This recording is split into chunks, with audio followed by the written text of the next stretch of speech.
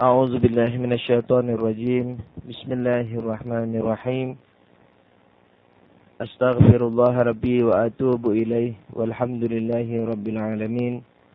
ثم الصلاة والسلام على أشرف الأنبياء والمرسلين حبيبنا وحبيب رب العالمين أبي القاسم محمد اللهم صل على محمد وآل محمد وعلى آله الطيبين الطاهرين المعصومين المنتجبين. أما بعد, Assalamualaikum warahmatullahi wabarakatuh. Alhamdulillah, pada kesempatan kali ini kita dapat melanjutkan pelajaran kita, yaitu logika. Bagian pertama yaitu definisi. Dan pada hari ini kita akan masuki pelajaran ketiga,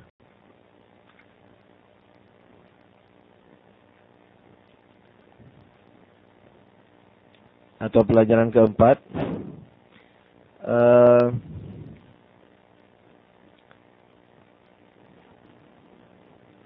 yaitu memasuki kepada materi yang bertajuk gambaran dan keyakinan. Sebenarnya pelajaran ini sudah sering intinya sudah sering diungkap dan dibahas pada pelajaran-pelajaran yang telah lalu. Dan kayaknya sudah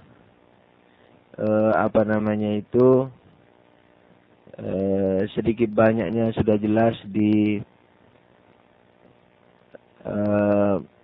pikiran Anda semua.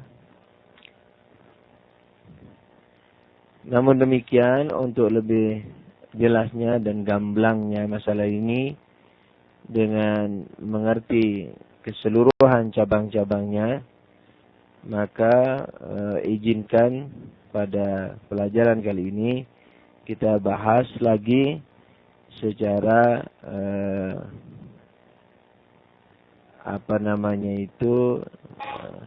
secara khusus, yakni secara khusus dan secara rinci.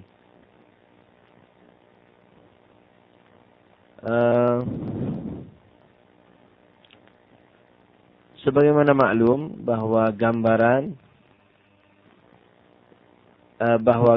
dan keyakinan ini merupakan bagian dari ilmu, yakni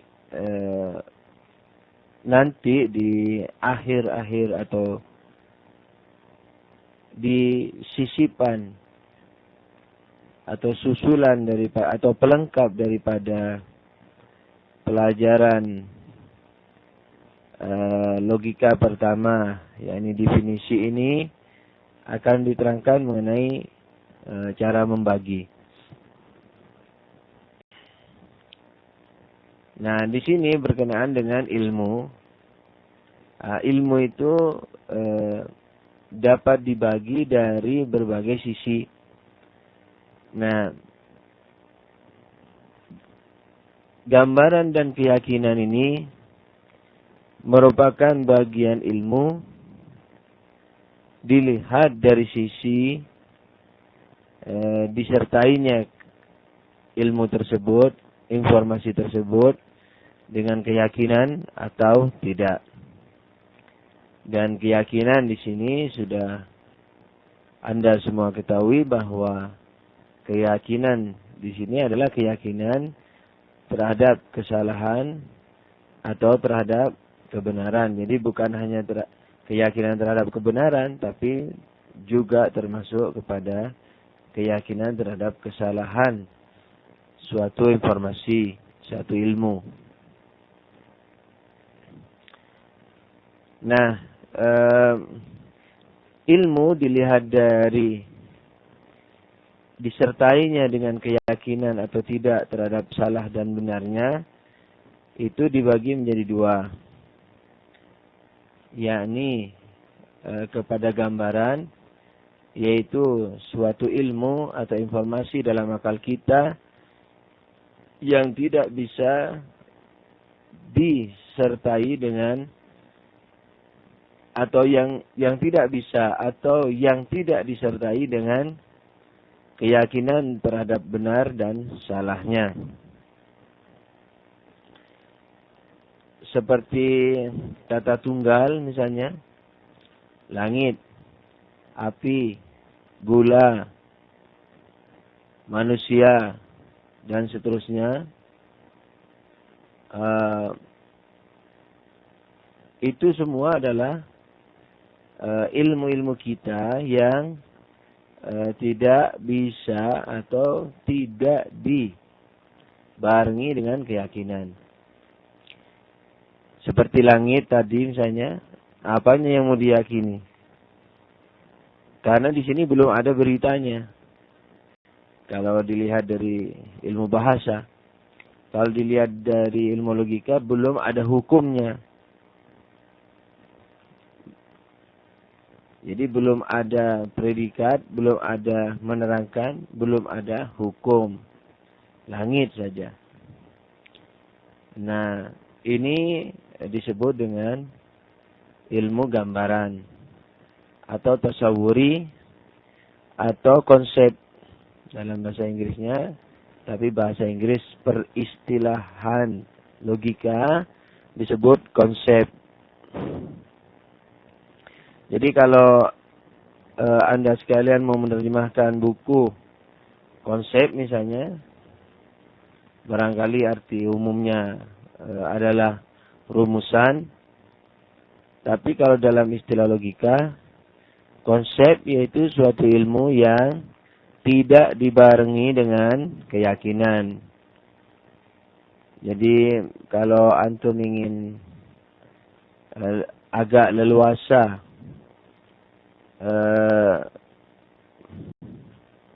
memahami kata-kata Inggris misalnya, yang satu kata kadang-kadang memiliki belasan makna. Dilihat dari sisi ilmu politik maknanya begini, dilihat dari sisi fisika maknanya begitu, dilihat dari logika maknanya begini dan begitu dan seterusnya. Itu kamus yang saya tahu yang tidak terlalu rinci, sekalipun mungkin juga sudah termasuk rinci. Itu kamus yang namanya Webster. Saya punya kamus itu dulu, sekarang di KOM sudah kurang dipasarkan, kayaknya sudah nggak ada. Itu panjang bukunya sekitar 40 cm mungkin, lebarnya sekitar 25 mungkin atau 20. Kemudian tebalnya sekitar 7 cm mungkin dan 2 jilid. Dan tulisannya kecil-kecil, kertasnya sangat tipis. Jadi kayaknya jutaan kata di situ. Tulisannya kecil-kecil, ada 2 kolom atau 3 kolom di dalam itu. Entah di Indonesia atau tidak ada atau tidak. Nah, kamus itu lumayan bagus. Jadi misalnya merujuk seperti konsep ini, misalnya akan dirinci di sana sesuai dengan makna yang dipakai dalam bahasa tertentu, misalnya bahasa kimia, bahasa logika dan seterusnya. Anyway, mengapa saya sedikit melebarkan ini? Karena supaya tidak dikira bahwa menerjemah itu asal bisa bahasa Inggris atau asal bisa bahasa Arab. Jadi peristilahan itu penting. Jadi terjemahkanlah sesuai dengan bahasa spesifiknya. Jadi jangan hanya bahasa Inggrisnya atau bahasa Arabnya, tapi bahasa Inggris dan Arab sesuai dengan spesifikasi ilmu yang sedang diterjemahkan itu. Anyway, jadi ilmu yang tidak disertai dengan hukum,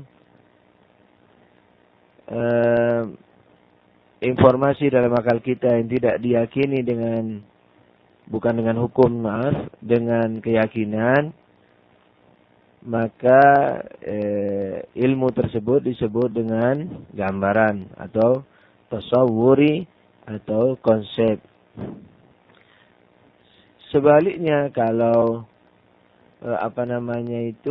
disertai dengan keyakinan baik kepada benar dan salahnya, itu disebut keyakinan, yakni ilmu keyakinan atau tasdiki atau assens. Ilmu gambaran ini berhubungan dengan kata tunggal seperti langit, api, atau hubungan hukum atau hubungan kalimat berita atau proposisi atau premis, terserah. Tapi yang masih belum diyakini kebenaran atau kesalahannya. Teman-teman kemarin bertanya, apakah proposisi yang belum diyakini kesalahan atau kebenarannya itu disebut proposisi? Jawabannya disebut proposisi. Akan tetapi dia tidak tergolong ilmu keyakinan, yakni ilmu tasdiki. Kenapa? Karena kita mesti ragu. Ketika ragu berarti tidak ada keyakinan terhadap salah atau benarnya. Jadi proposisinya tetap proposisi. Sebab proposisi adalah diterangkan menerangkan. Jadi sebuah kalimat lengkap. Itu proposisi. Ada subjek dan predikat. Ada subjek dan ada hukum. Ini peristilahan logika. Jadi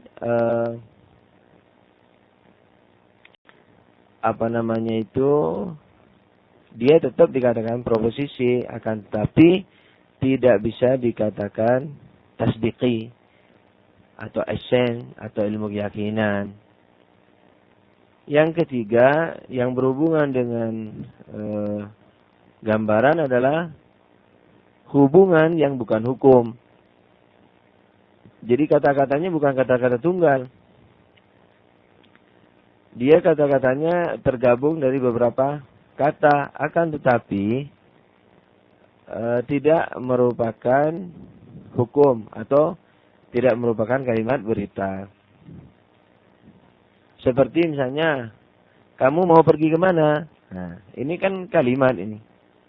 Tapi ini tidak dikatakan proposisi, tidak dikatakan hukum dan hukuman atau diterangkan dan menerangkan. Nah, jadi tidak dikatakan juga kalimat berita, tetapi kalimat tanya. Atau pergilah, ini pergilah kamu. Atau kamu mau pergi kemana? Dan seterusnya. Kalimat tanya, kalimat perintah. Mungkin ada yang bertanya ini.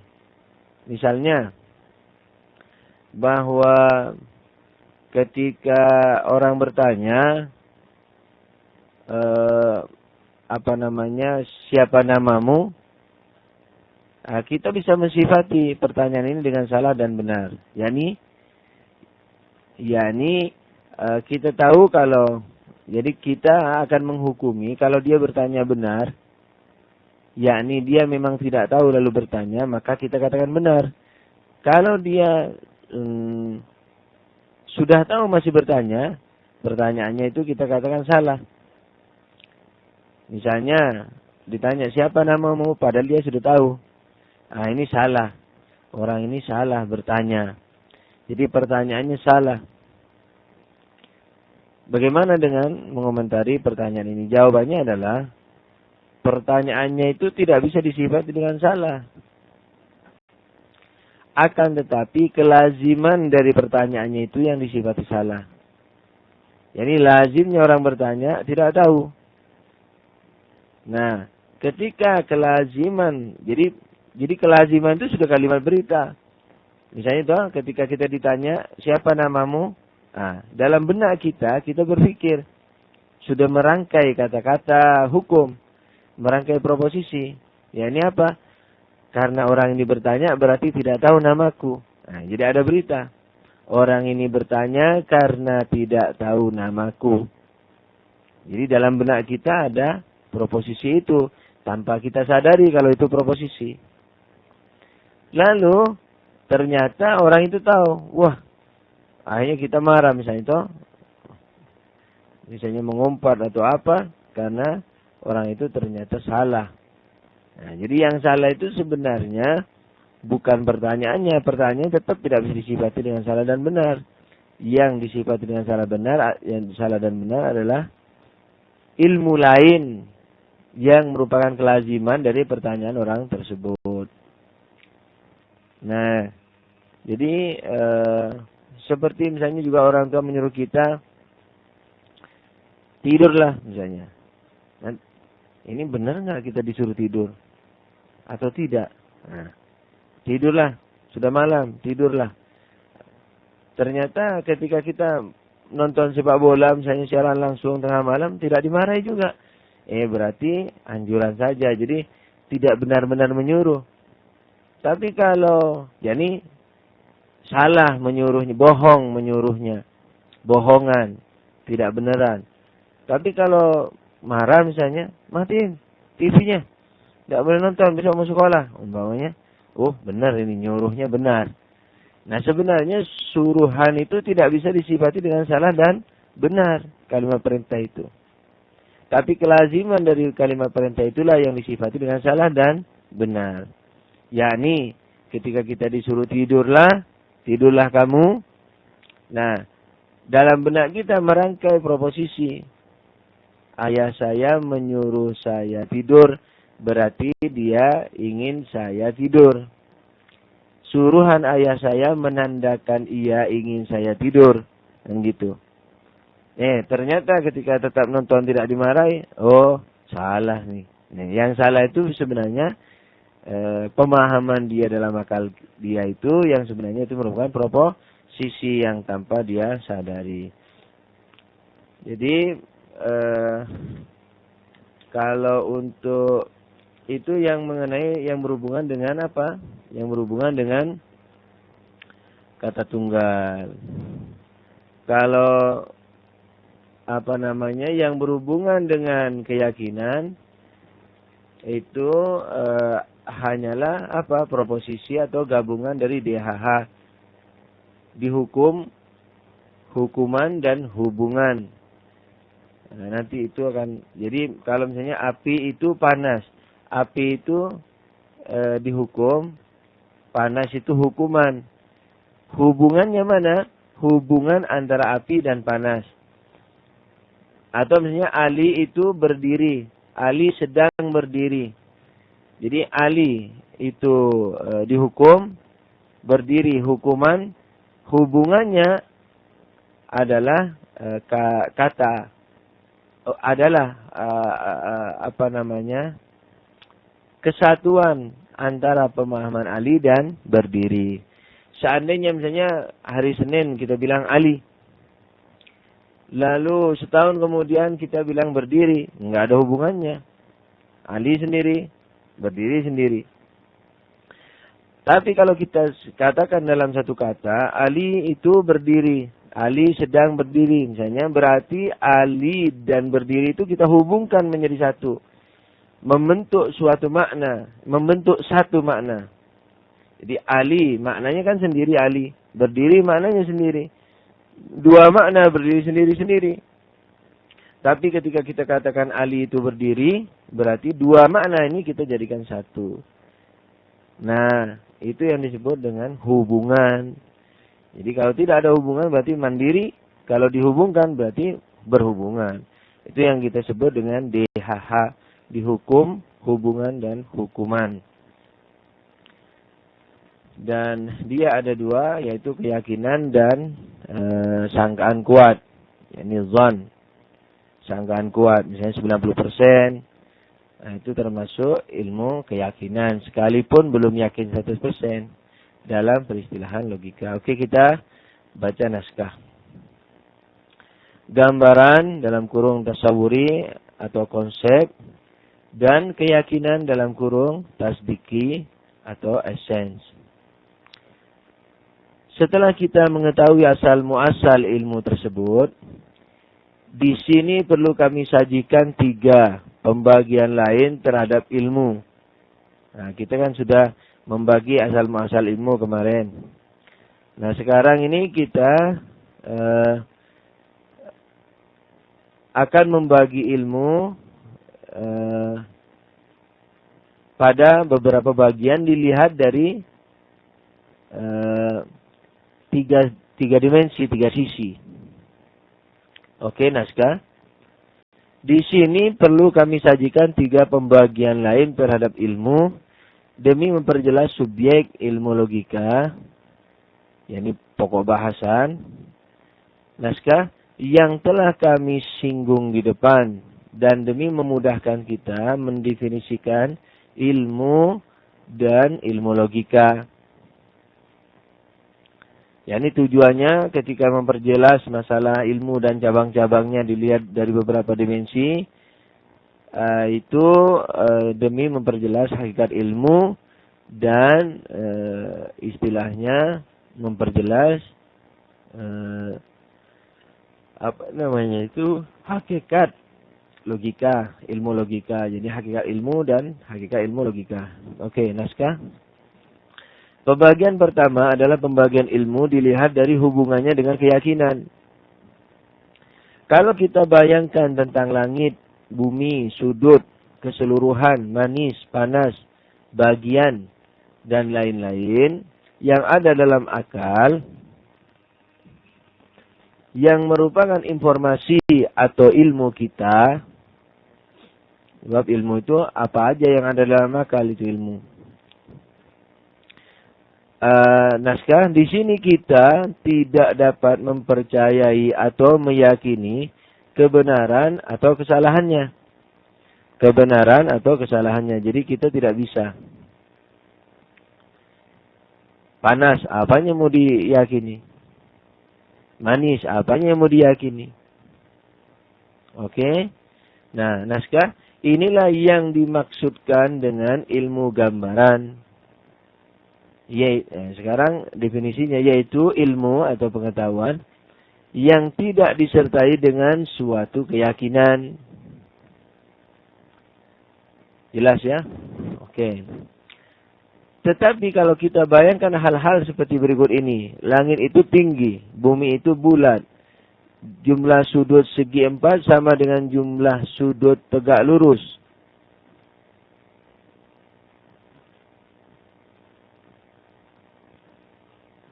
Jumlah sudut tegak lurus. Jumlah sudut segi 4. Ayo. Berapa? Ini jangan sampai salah tulis. Jumlah sudut segi 4. Yakni berapa? 360. Sama dengan jumlah sudut.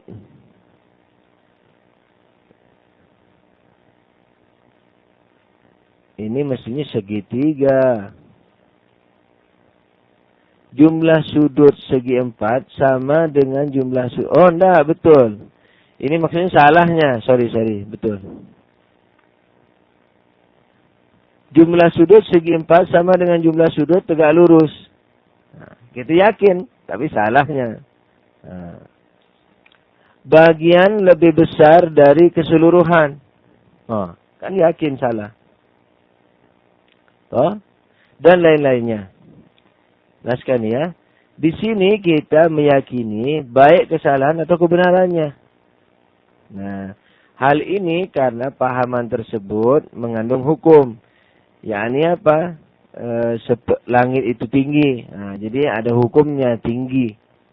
Ada beritanya kalau dalam bahasa. Bumi itu bulat, jadi ada bulat. Dan seterusnya. Sama dengan jumlah sudut tegak lurus. Nah, subjeknya mana? Jumlah sudut segitiga. Segi 4. Jumlah sudut segi 4 itu subjeknya. Yakni yang dihukum. Hukumannya, beritanya mana? Sama dengan jumlah sudut tegak lurus. Oke, kita teruskan naskah. Hal ini karena, ini bisa diyakini itu kesalahan atau kebenarannya, karena pahaman tersebut mengandung hukum. Dengan demikian maka keyakinan kita itulah yang menjadikan ilmu kita sebagai ilmu keyakinan. Jadi keyakinan itulah yang disebut dengan ilmu keyakinan. Yaitu, naskah, yaitu keyakinan kita pada kebenaran atau kesalahan atau kebohongan suatu hukum. Jadi ilmu keyakinan apa? Adalah keyakinan kita pada kebenaran atau kesalahan suatu hukum atau suatu proposisi. Oke, kita teruskan. Hal-hal yang berhubungan dengan ilmu gambaran adalah sebagai berikut. 1. Kata tunggal atau mufrad atau singular. Mencakup kata benda, kerja, dan bantu. Kata benda itu seperti apa? Rumah. Kata kerja seperti makan. Kata bantu seperti di. Mencakup kata kerja dan bantu seperti rumah, menulis, dan di pasar. Jadi kata bantu di pasar. Contohnya ya. 2. Jelas ini. Jadi 2. Hubungan hukum dalam proposisi yang diragukan kebenaran atau kesalahannya. Sebab kalau kita sudah yakin maka termasuk tasdiki. Jadi misalnya ketika orang meragukan proposisi Muhammad itu nabi. Orang misalnya kita cerita sama orang Kristen atau orang Dayak atau orang Hindu. Kita bilang Muhammad sallallahu alaihi wasallam itu seorang nabi. Lalu orang itu ragu. Berarti ilmu tersebut masih ilmu gambaran, bukan keyakinan. 3. Yang berhubungan dengan gambaran. 3. Naskah ini hubungan bukan hukum, seperti pada kalimat-kalimat perintah, larangan, pertanyaan, dan lain-lain. Saya agak cepat ini bacanya demi mengejar waktunya supaya tidak terlalu membengkak megabyte-nya. Oke, di sini naskah ini ya, di sini kalimat-kalimat tersebut seperti pergilah, jangan pergi dan sebagainya tidak bisa disifati dengan salah atau benar. Maka kita tidak bisa meyakini kebenaran atau kesalahannya. Tentu karena pada hubungan bukan hukum itu tidak mengandung hukum. Ini karena tidak ada hukumnya maka tidak bisa disifati dengan benar dan salah. Kalau Anda bertanya, sebagian besar atau bahkan semuanya dari keterangannya dari kalimat-kalimat perintah, larangan, pertanyaan, dan lain-lainnya dapat disifati dengan salah atau bohong atau benar. Jadi dapat disifati dengan salah atau benar. Dengan demikian kita dapat meyakini kebenaran atau kesalahannya. Misalnya, perintah orang tua kita kepada kita sholatlah. Di sini kita dapat yakin atau percaya bahwa orang tua kita betul-betul menginginkan kita sholat. Begitu pula kalau ada orang bertanya sesuatu, dia tidak akan keluar dari dua sifat, benar atau bohong. Kalau dia tahu tapi bertanya, maka dia bohong. Sebab kebiasaan orang bertanya adalah orang yang tidak tahu. Begitu pula dia benar kalau sebaliknya. Gitu ya. Jelas ya? Mudah-mudahan. Jadi ketika orang tua menyuruh kita sholatlah, lalu kita lihat dia serius, oh benar ini. Jadi sebenarnya, ingat yang disifati apa? Pemahaman kedua kita. Pemahaman pertama apa? Sholatlah. yakni kita disuruh sholat. Itu pemahaman pertama. Ini tidak bisa disifati dengan salah dan benar. Pemahaman kedua, yakni orang tua ini saya sungguh-sungguh menyuruh saya sholat sekarang. Atau sekedar anjuran. Atau bohongan. Yakni sekedar misalnya apalah iseng atau gimana. Umpamanya toh. Waktu masih banyak umpamanya. Terus kita digodain. Karena kita misalnya sudah mulai ikut kajian-kajian. Begitu adzan orang tua misalnya umpamanya guru-guru, ayo salat. Misalnya itu. Nah, jadi sebenarnya yang disifati salah dan benar itu adalah pemahaman kedua yang ada pada benak kita. Oke, naskah. Jawabnya adalah yang Anda sifati dengan benar atau salah bukanlah perintah atau larangan itu sendiri. Ini pahaman pertama, bukan. Tetapi pengetahuan lain yang Anda dapat dari kalimat-kalimat perintah atau larangan itu. Ini pemahaman keduanya. Yakni pemahaman kelaziman dalam istilah. Naskah. Sebenarnya ketika Anda mendengar perintah atau pertanyaan itu, Anda mengetahui dua hal, yakni dua ilmu. Pertama, kepahaman atau ilmu Anda pada kalimat-kalimat itu sendiri, yakni sholatlah misalnya, ngerti kalau kita disuruh sholat, bukan disuruh makan. Kedua, kepahaman lain yang Anda ketahui di balik kalimat-kalimat itu, yaitu Anda memahami bahwa pada umumnya orang yang memerintah suatu pekerjaan, ia menginginkan pekerjaan itu dilakukan oleh yang diperintah. Atau pada umumnya orang yang tidak tahulah yang bertanya, bukan sebaliknya. Kemudian kalau penyuruh dalam menyuruh itu betul-betul, dan kalau penanya itu tidak tahu betul terhadap masalah yang ditanyakannya, Anda, yakni bahkan kita, katakan benar. Oke, dan kalau sebaliknya Anda katakan salah. Jadi kemudian itulah kalau penyuruh itu dalam menyuruhnya benar-benar kita katakan benar, kalau penyuruhnya itu bohongan kita katakan bohong atau salah. Naskah pembahasan kita. Jadi sebenarnya yang mana? Pahaman kedua. Jadi pemahaman lain yang kita sifati salah dan benar itu. Oke, naskah. Pembahasan kita adalah ilmu atau pengetahuan yang pertama, bukan yang kedua. Karena yang kedua yang disifati pada hakikatnya adalah pengetahuan Anda sendiri. Kalau tepat maka benar, kalau tidak maka salah. Jadi Anda yang mengira itulah sebenarnya yang disifati salah dan benar. Kesimpulan Anda, pemahaman Anda itulah yang disifati salah dan benar, pemahaman kedua. Bukan kalimat perintah atau tanya itu sendiri, itu naskah ya. Jadi yang disifati itu bukan apa? Kalimat perintah atau larangan itu sendiri. Atau tanya, perintah atau tanya itu sendiri. 4. Ini yang masih berhubungan dengan gambaran. Gabungan tak berhukum. Nah, gabungan tak berhukum seperti apa? Buku Ahmad. Nah, kita sudah menghubungkan buku dan Ahmad. Tapi belum ada beritanya. Belum ada hukumnya. Buku Ahmad. Rumah besar. Kalau rumah itu besar, nah itu sudah ada hukumnya. Rumah adalah tempat tinggal. Nah itu misalnya ada hukumnya. Tapi rumah besar, nah itu belum ada hukum.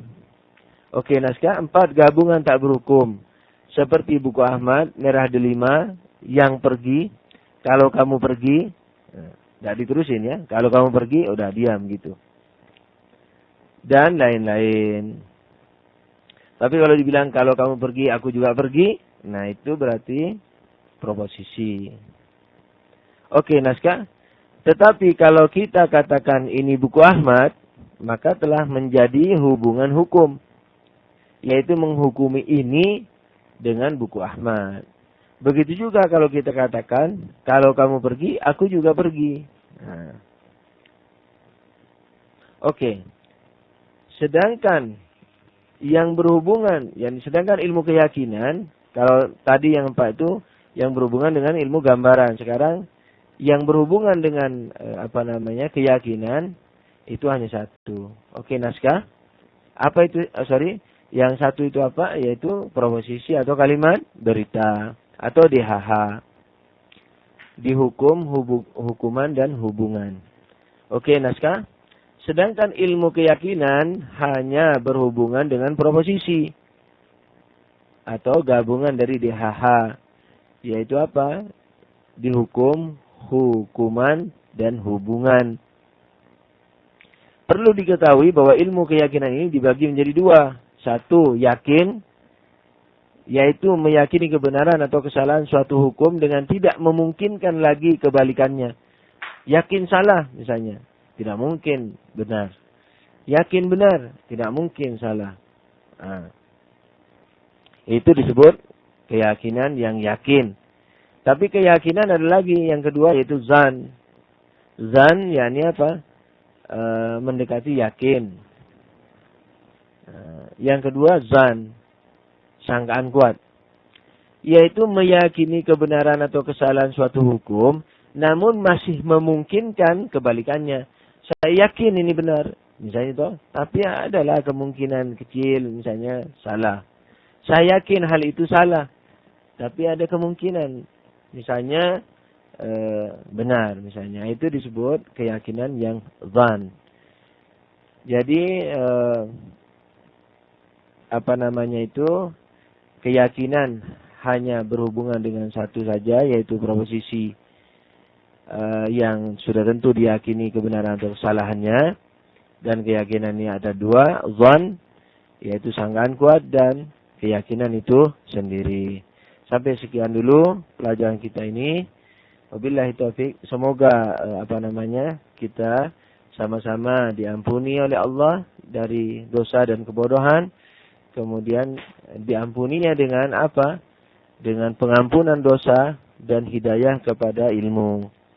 Karena itu salah satu bentuk daripada pengampunan, yaitu menunjuki kepada ilmu dan memberikan kekuatan kepada kita untuk mengamalkan yang benar dan menghindari yang salah. Amin ya rabbal alamin. Wabillahi taufiq wal hidayah. Wassalamualaikum warahmatullahi wabarakatuh.